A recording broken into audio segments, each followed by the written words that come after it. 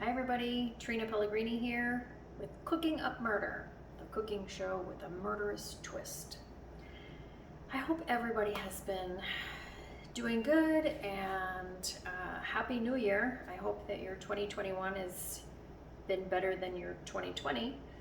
It's been a while since I've been on, took a break during the holidays to do other things, but I'm back and today I'm going to make arancini, which are rice balls stuffed with something. I am going to stuff mine with mozzarella and prosciutto. I am taking a little bit of a shortcut with these because, I kind of feel like sometimes people, they just don't do things because it takes too long. So with the regular traditional rice ball, you are using the arborio rice and saffron. Well, saffron, if anybody has ever purchased it, is fairly expensive. So I went out and got some yellow rice. So I'm going to use yellow rice for mine.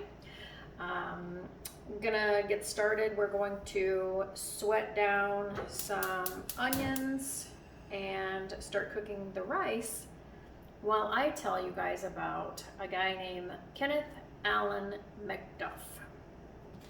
Have you heard of this guy? I had not heard of him, and I just became fairly fascinated with the story because it was just mind-boggling to me. So Kenneth Allen McDuff was born in Rosebud, Texas on March 21st, 1946. And he was the fifth of 6 children. His father was John McDuff and his mother was Addie McDuff. His father had a very successful concrete business in Texas during the construction boom there, and so the family was fairly well off. Addie had a reputation of being a pistol packing mama. She was, people said around town they wouldn't mess with Addie. She was, and she was super, super protective of Kenneth and also of another son named Lonnie. So I'm just throwing some butter and some onion in here. I'm just gonna cook it until it gets translucent, and then we're gonna make the rice. So back to the story. Kenneth was coddled. I mean, I don't know why, but she just coddled this child, and anything he wanted, he got. And Kenneth, in middle school, beginning of junior high, turned into a bully until one day he picked on the wrong kid. And this kid, although he was smaller, he was an athlete, and he turned around and beat Kenny's ass. I mean, and Kenneth was like, wow, I can't do this. And he quit school. In the 9th grade. He went to work for his father's concrete business, and by the time he was 18 years old in 1964, Kenneth was arrested on 12 counts of burglary and attempted burglary.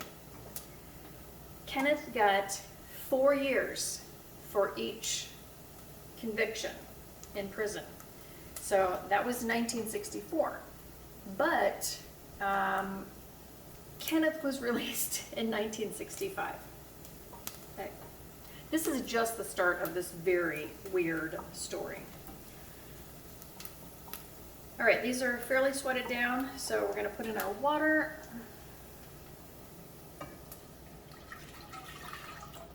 And as many of you know, this is just making rice, so it's, read the back of the package. He gets arrested again briefly for being in a fight, but he gets released immediately again. He starts working for his father at the concrete place, and he meets a guy named Roy Dale Green. They are pouring concrete together. So on August 8th, 1966, I'm going to start calling him McDuff, because that's his last name. McDuff says to his new friend that he's known for all of 1 month, Roy Dale Green, let's go out after work and find a girl. So Roy Dale Green says, okay, let's do it. They go out, they start cruising around, they're looking. Now remember, this was in the Rosebud area, and there's a lot of small towns around. They go to a town called Everman, I believe it was called, Everman, Texas. Okay, I'm just gonna pour in our rice. And they're just driving around. Now, meantime, they're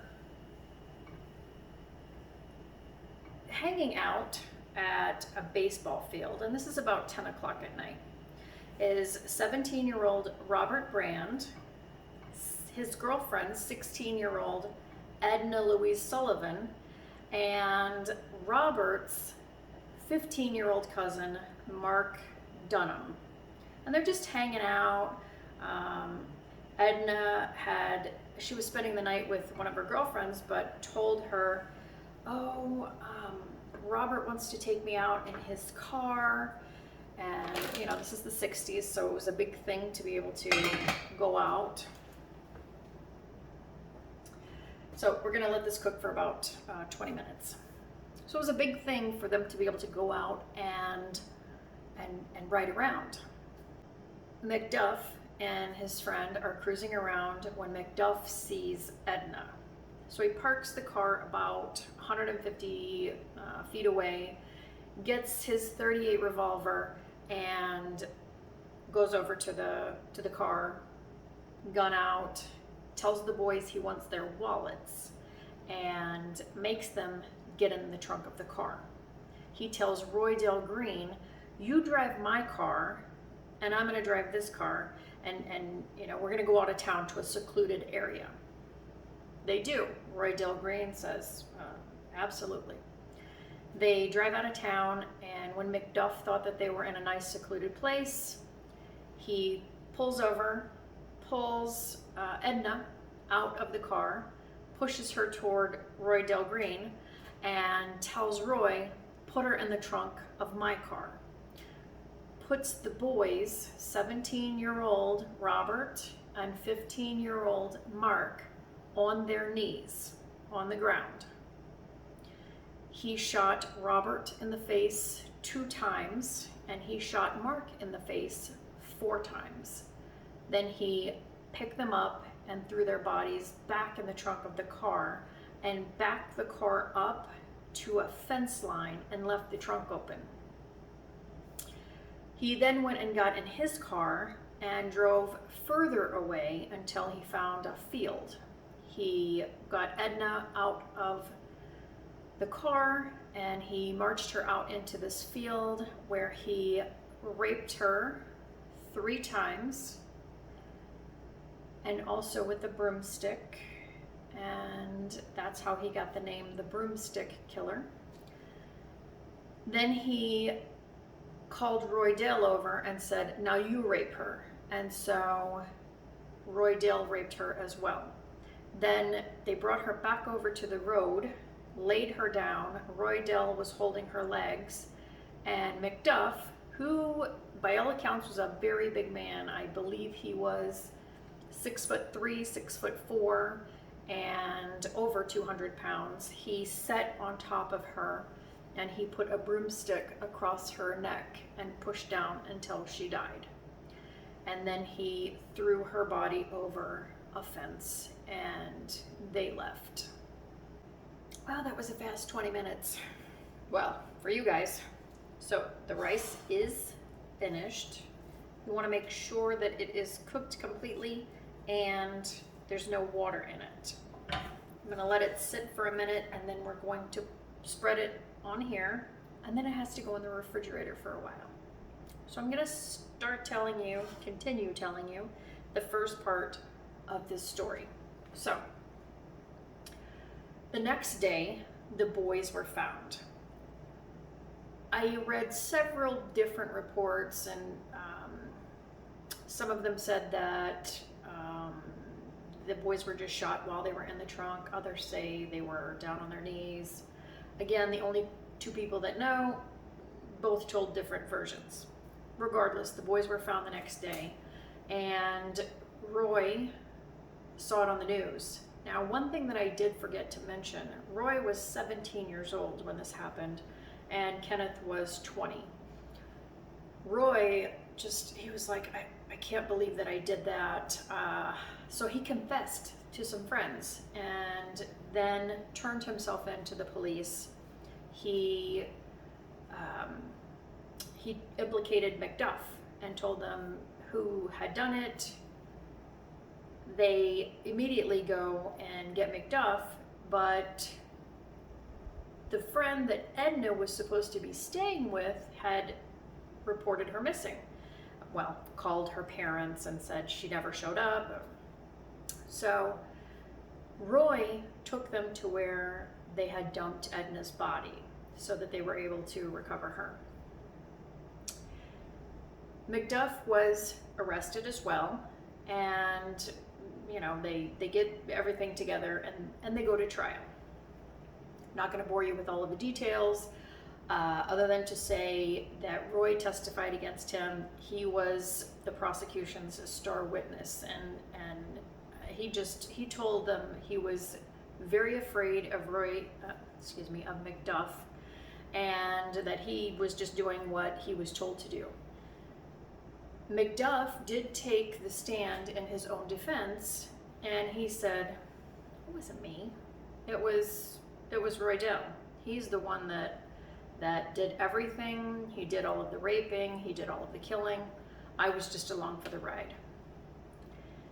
The jury did not buy that.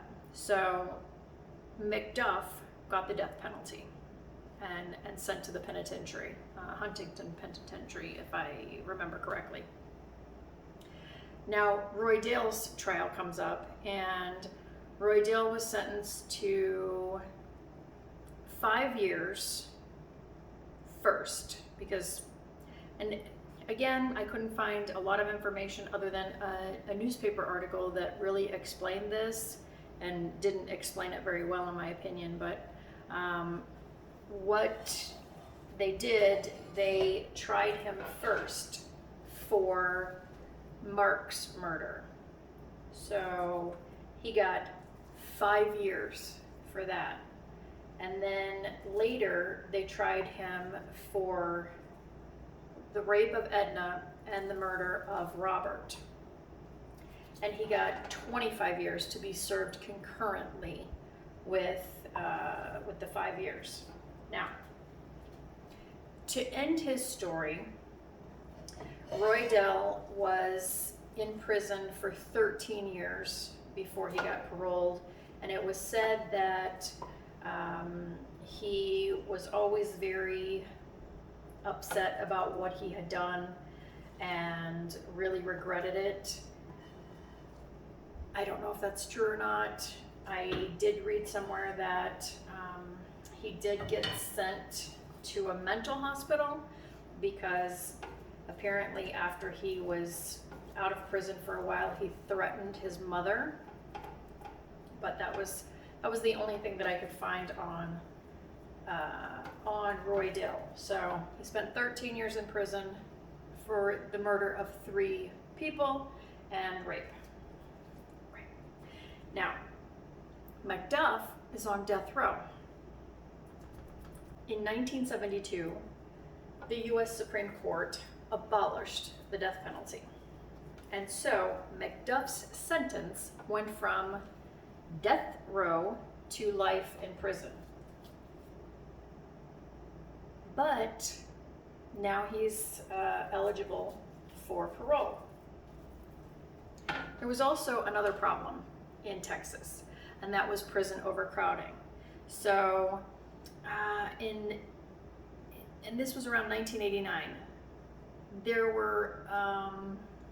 was so much overcrowding going on in the prisons in Texas that Texas decided to start releasing criminals, and they were releasing 750 inmates a week. They did more than 36,000 inmates in 1989, and one of those inmates was McDuff, and law enforcement was just flabbergasted. You let out McDuff, of all people, you let out McDuff. He was on death row. They let McDuff out. And so one of the sheriffs said, we're gonna start seeing a lot more dead girls around here. And unfortunately, they were right. So we're gonna pause the story here. As you can see, I spread out my rice. You have to make sure that it is cool. And to facilitate that, I am going to put this in the refrigerator. I will probably be back in about an hour, and then we're going to actually make the rice balls and fry them. So I hope I remember where I was when I left off. And I will see you in a little while. Okay, we're back. So as you can see, I have been making rice balls. I put the rice spread out and I left it in the refrigerator for about an hour, and then I started making the rice balls. But we're gonna do a couple of rice balls, and normally I would move back over there to the countertop, but I have a mounted camera right now and it would just be a little bit more difficult. So I'm gonna continue to do it over here. Then what I'm putting in the rice balls, I chopped up some fresh mozzarella and some prosciutto. You're going to dip the ball into the flour, into the egg, into the breadcrumbs, and then we're going to fry them. Did I mention I've never made rice balls before? So fingers crossed that this comes out. You can wet your hand if you like. I tried that. It really didn't make a difference for me. And I really like that I spread this so thin because it makes it a little bit easier. I just grab a piece of it and you kind of cup it in your hand like that. And then you're going to grab your ingredients. And you can pretty much put whatever you want into these. Some people do a hamburger with peas and onions. It's really whatever you want. You can just put cheese, but again, I'm putting a little bit of cheese and a little bit of prosciutto, like that. And then you just grab some more, kind of form it and pop it over the top, like this, making sure that you can't see any of the ingredients inside. And then you just kind of form it into a ball. So, getting back to our story. He gets out. The sheriff makes this statement about dead bodies are gonna start popping up, dead bodies of young women. And just 3 days later, the sheriff's prediction was true. McDuff was on parole, obviously, and 3 days after he was released, they found the first body of a prostitute named Serafina Parker. She was 31 years old. They found her body. She had been beaten, tortured, and strangled. And they found her body, I mean, almost right next to the parole office, because he was due to go in and check in for parole that day. So that was a really big clue that that was him. And it just continued. And again, I mean, we could go down a rabbit hole with this guy, but I just at this point, I mean, It's just kind of what didn't this guy do. Now, I did write down the names of his victims because the victims always need to be remembered. So I'll just tell you a couple of things. He found another accomplice, a friend, to ride around with him. His name was Alva. And he and Alva went out and started getting up to no good. They go out to find girls, they would go out drinking, just all kinds of stuff. Okay, balls are made. So, we're telling you about what happened after. So, briefly, after McDuff got out of prison and after the first victim was found, he was arrested again. He was walking, he was very racist, by the way, and he was walking through an area and he started slinging racial slurs at some African American teenagers and throwing stuff at them. So he was briefly arrested for that, but then they let him out again. So he goes out with his friend Alva, and so I had to write these down because obviously there's no way that I can remember all of these. So on 9/21/1991, there was 23-year-old Cynthia Renee Gonzalez. She was reported missing, and she was found 7 days later in a creek bed along the I-35 corridor, which is where he was always around, his stomping grounds, I guess you could say. Then on 10/10/1991, there was a woman named Brenda Thompson. Now, most of these ladies were prostitutes, and I couldn't find out a whole lot of information on them. But just 5 days later, on 10/15/1991, Virginia Deanne Moore was spotted at his motel, not a hotel, at his motel, and she was knocking on his door.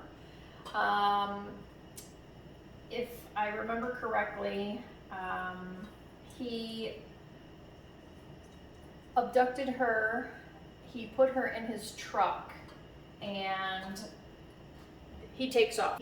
He tied her wrists and her legs together with pantyhose, and as he's driving, comes up to a police barricade, just a checkpoint for drunk driving, and she starts kicking the windshield furiously, and she cracked it a couple of times. So he freaks out, and the police are walking over toward him, and so he hightails it out of there, and he ends up losing them. This is what your ball is going to look like. He ends up losing them by driving down a road and shutting off his lights, and the police didn't find him. And then later he took her to a secluded area, raped her, beat her, tortured her, and killed her. Then on December 29th, 1991, there was a woman named Colleen Reed. She was an accountant, and she hadn't been feeling well, and so she had stayed at home from work that day, and she slept most of the day. Decided that there was some things that she needed to do, so she left later that evening. She went to the grocery store.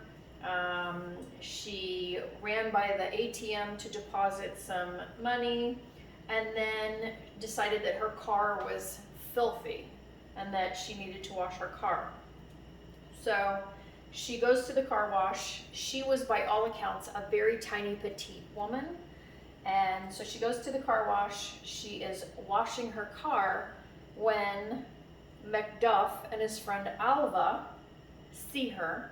They pull in behind her, and he gets out of his car and approaches her picks her up just by one hand, and she's screaming and fighting.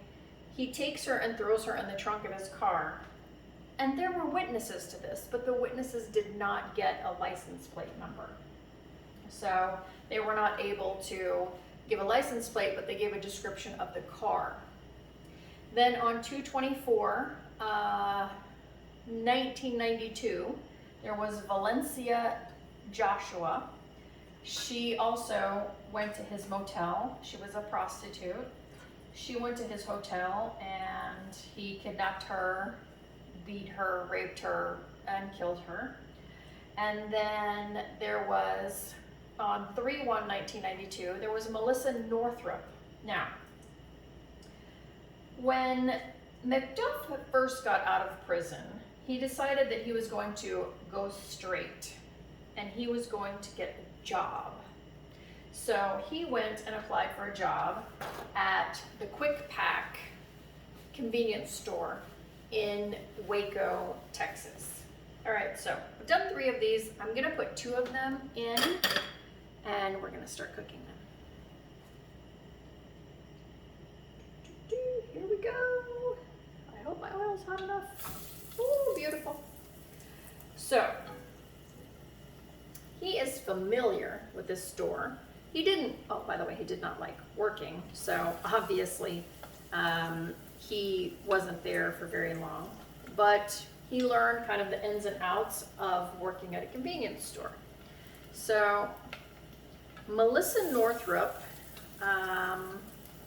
she was 23 years old. She was pregnant with her 3rd child, and she had told her boss that she was very uncomfortable working the night shift, and he would not change her shift.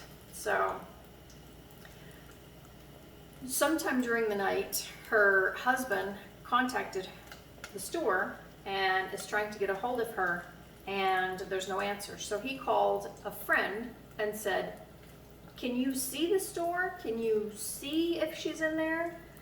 And she said, "Well, I can't see anybody in there, and her car's not out there.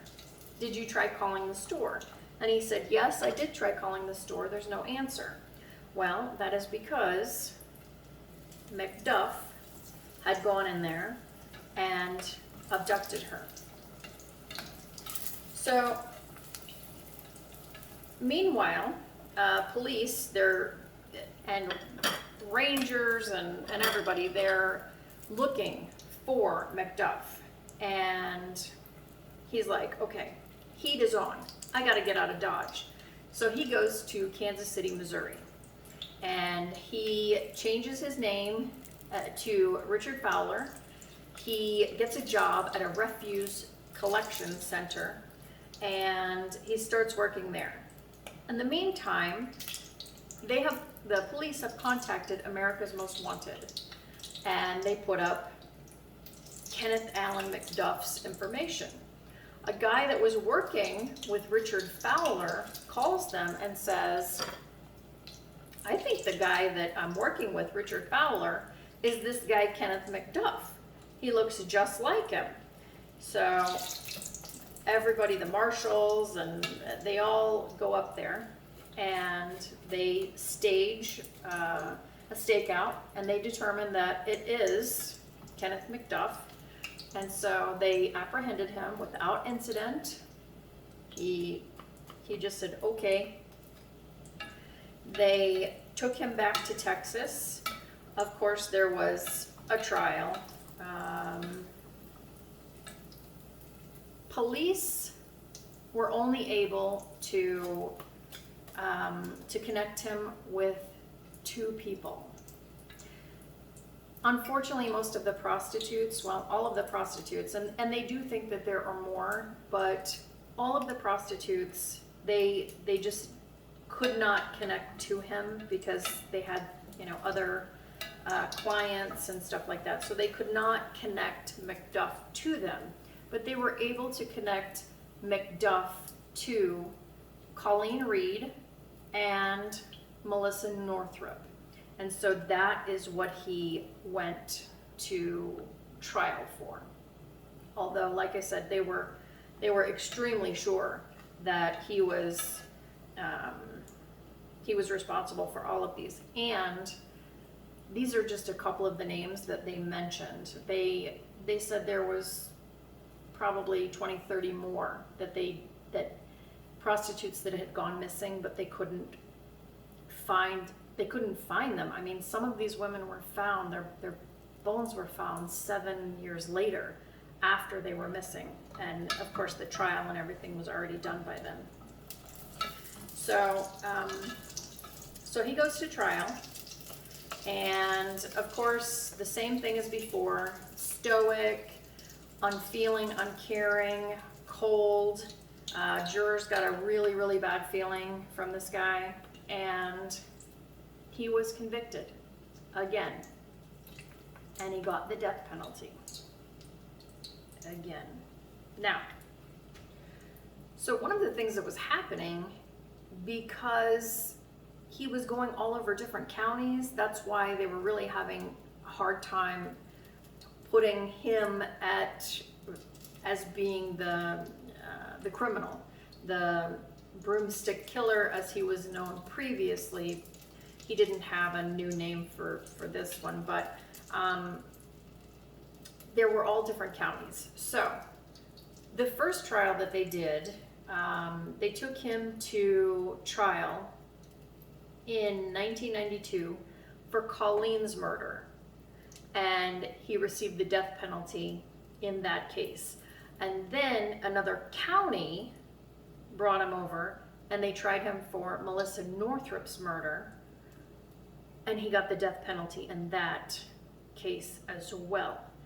So now he's got 2 death penalties against him, and like I said, they couldn't find evidence to connect him with any of the other murders, so they were not able to take him to trial for those. So he has the 2 death sentences. Now, remember I said previous that the Supreme Court in 1972 abolished the death penalty, and everybody that was on death row got I think it's called commuted to life sentence. 10 years later, the Supreme Court reversed their decision, and the death penalty was back on the table.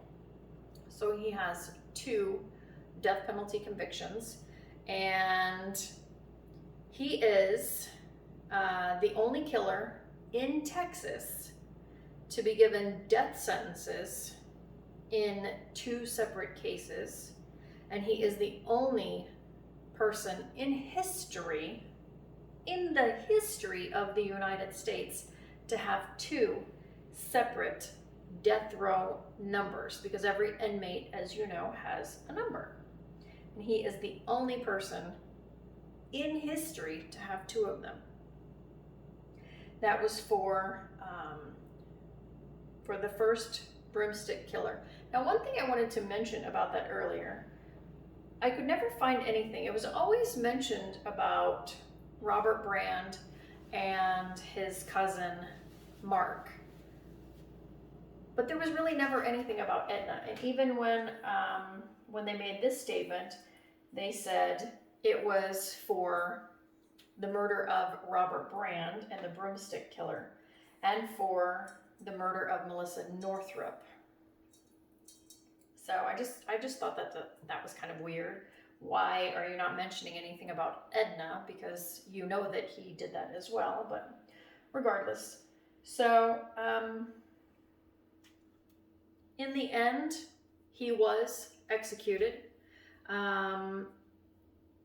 He was executed on November 17th, 1998. And as they asked him, do you have any final words? His final words were, so McDuff had always said that he was innocent of all of these crimes. But I don't know why. I don't know if maybe he just felt a little guilty in his heart. I have no idea. But eventually he did lead police to a a couple of the bodies. He had always denied Colleen and he denied Melissa. And he did get convicted of the death penalty and got the death penalty for both of them, even without a body. And before he was executed, he did take police to both of those locations. At first, he told them where it was. And the first one they found, I believe that one was Colleen. They found her right away exactly where he said. The second one, Melissa, they couldn't find her. And so they secretly arranged to have him brought out to the location. And it was just a few feet in front of where they were digging. And he pointed directly at it and they were able to find Melissa. So he was executed on November 17, 1998. And when they asked him if he had any final words, he just said that he was ready to be released. And that was it. His family never claimed his body. There was, in one place that I read, I did read that one of the victims that he had raped, beaten, and who he thought was dead actually was not dead. And she did give birth to a girl. And this girl, when she was in her early 20s, did go to the prison to visit him. She wanted to know who her father was. And he asked her, when she contacted him, to bring him drugs. And then he told her she was a very pretty girl and that when he got out, they could go to Vegas and he would be her pimp. Anyway, that was just a little digression, but it was just one of those things that stuck in my head like, what? So this was such a story as you were reading it, because he was on death row. He got out. He committed more crimes. He got put back in prison. They let him out. I mean, so many lives could have been saved if he had just stayed where he belonged. This was a bad guy. This was a bad, bad guy. He was executed and he cannot hurt anyone any longer. He was never claimed, so he is in just the generic graves, just with his number, not even his name, just his inmate number on his cross where he is buried. Thank you so much for watching. I hope that you enjoyed the rice balls, and I hope that you make them. By the way, like I said earlier, you can jazz them up any way that you want, and if you do make them, make sure that you send me some pictures because I would love to see them. Now, we're gonna take a rice ball and we're gonna open it up, what it looks like on the inside. And I would love to bite into this right now, but I'm not gonna do that on camera because it's gonna fall everywhere and I'm gonna burn myself terribly. So, bye until next time. If you like this, please like and subscribe, and then you'll get notifications of when there's a new one. I'll see you later. Bye.